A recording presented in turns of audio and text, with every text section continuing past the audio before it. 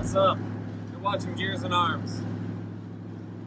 Well, after 14 years of owning this truck and about 12 years of driving it, it's time to cut this thing apart and fix a lot of the issues that I've wanted to fix for a long time, or when I built it, I didn't know any better. So we will go through some of those issues and some of the changes that are going to come ahead. So be sure that you guys are subscribed so you can keep up to date on it. And let's jump into it.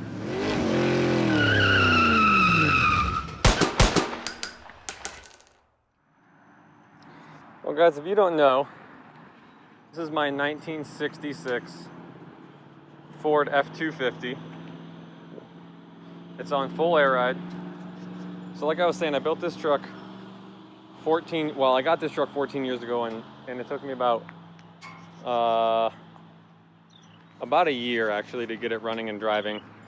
I drove it towards the end of my senior year in high school, and which actually brings me to the first part of this. Is I'm going to bring back the name that I used to have for this truck, which was the Hawk. It's a big old green beast, and I actually had the Hawk wrote on the back window of the truck. And when I was at high school one day, I was in class and had a teacher come in, and apparently she didn't like the way that I parked the truck, and she said, either move your truck or the Hawk's getting towed. And so it was kind of a name that stuck with the truck for a while. And actually I kind of forgot about it until recently.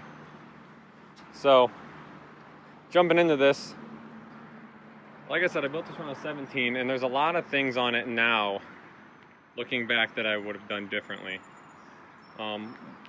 First off, and the biggest issue, is this truck it's on full air ride, and it's body dropped 5 inches. Well, a truck on full air ride with a 5-inch body drop should lay a rocker. And this one clearly is not. It's about 2 inches from the bottom of the front fender to the ground. So that's one thing that just irritates me about it. For the amount of work that I put into it, it should be lower than it is. So that's the first thing we're going to change. With the body drop, also the issue that I created for myself is, if you look at the floor, I don't know if you're going to be able to see it, there's a large step in the floor right here. So here's your door sill. This is about where the normal floor would be. And then you can see this is all from the body drop. Well, with the pedals and stuff and that real weird step in the floor, it makes it uncomfortable to drive. And then also, you look at the distance between the bottom of the steering wheel and the seat, you're not talking much room. So if somebody of a larger stature tries to drive this truck with that big wheel,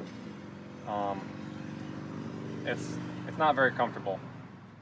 Also, it's with the seat in here and stuff, you're looking actually quite high out the top of the windshield, which is that's problems with body drop trucks. So,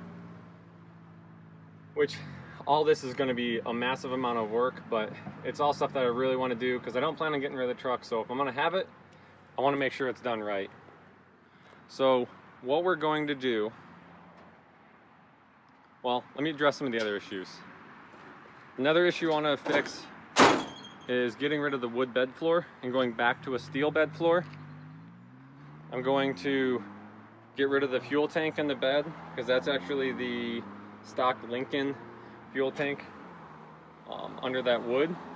So I'd like to regain most of my bed back. And guys, this is what I was talking about with the weird driving position.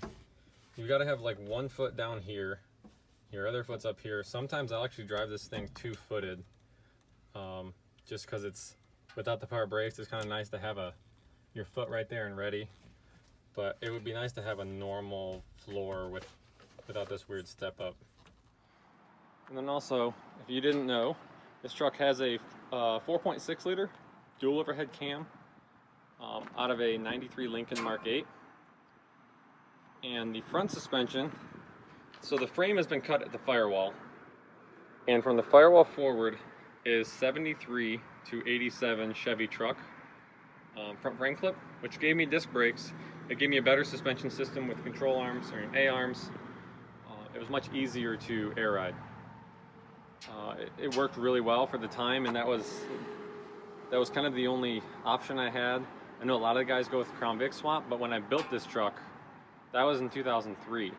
So, right around 2003. So those cars were brand new then, so that wasn't an option. That wasn't a thing to do.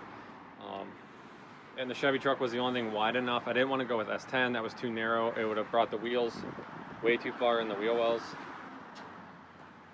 So the other issue, I want to put power brakes on this thing. It doesn't stop bad, but it could stop a whole lot better with power brakes.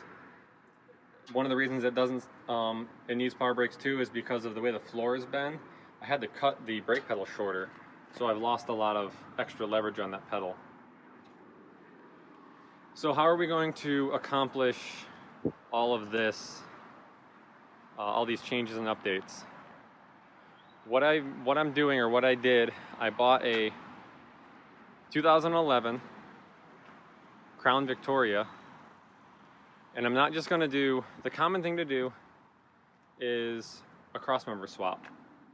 You can put the Crown Vic suspension in, but because I've already lost my stock front frame rails, that's not an option. I would have to narrow everything up and do a lot of work. And that doesn't solve my floor issue, and that won't necessarily solve my power brake issue because I don't have the room necessarily for a power brake booster. So what my plan is, we're going to take the truck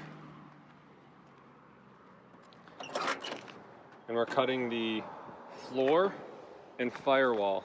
So we're going to cut right along here on the floor, leaving the rockers. We're going to cut across the back of the cab, up the floor on the other side, and we're going to cut right along this seam. So all of the firewall and floor will be gone. And then I'll do the same thing on the Crown Victoria. And so I will take the whole Crown Vic floor that's left and the frame, and we're going to drop this cab over that frame. I'm going to have to extend the frame about 14 inches, I believe. I'm going to have to double check, measure and all that, but I'm going to extend the frame, get a longer drive shaft. So this thing, the truck will be completely on a Crown Victoria chassis with the engine, with the drivetrain. I will be putting this engine back in. I won't do it right away because this is a 93. So to put this engine into that newer car, I've got to change the valve covers because those are coil unplug. This is not. So change the valve covers and update the whole engine wiring harness to the newer OBD2 system, and then also convert that wiring harness to run with a dual overhead cam versus a single overhead cam. But this engine is going back in. May not be right away, but it is going back in. Using the Crown Vic is also going to give me disc brakes, better disc brakes. It'll give me a rack and pinion, so then I can get rid of this leaky power steering box. And it should actually steer better. I'm going to use the Crown Vic radiator. I'm also going to use the air conditioning off the Crown Vic, the heat off the Crown Vic, and I'm going to use the whole wiring harness out of the Crown Vic. I wired this truck also when I was 17, and the turn signals have never worked. Headlights work, brake lights work, but that's about it. There's also the truck has its own harness for the lights, but then I've also got the the Lincoln Mark 8 engine harness and stuff in there. So it's a major rat's nest of wiring up under this dash. I've got a fuse box here for the Mark 8. There's a fuse box way back here, all buried behind everything for the truck harness, and I want all of that gone. The computer's kind of tucked up here, so it's because of over the years of all the changes, there's just a lot of stuff added on top of stuff. So I'll also be using the Crown Vic gas tank. We'll have that mounted underneath the bed to again regain the bed back. Oh, and I forgot to mention, I will be keeping this thing on air ride. So we're gonna keep all our old manual valves, and we're gonna make the Crown Vic on air ride, front and back. Well guys, I would appreciate it if you would subscribe so that way you can follow along with the build. I'll be posting on my Instagram pictures and updates, and also doing video updates and video progress as I work on it. Drop a comment below with what you guys think, and let's get this project started.